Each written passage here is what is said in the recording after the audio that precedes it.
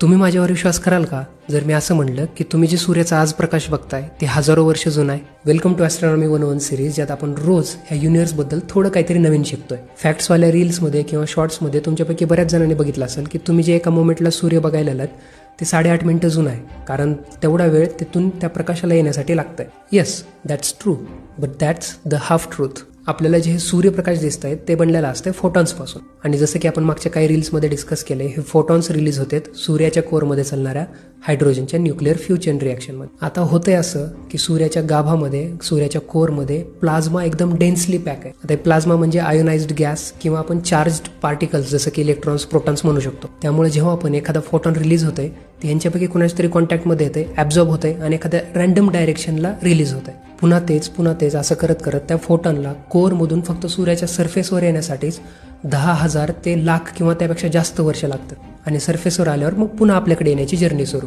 त्यामुळेच मी विचारलं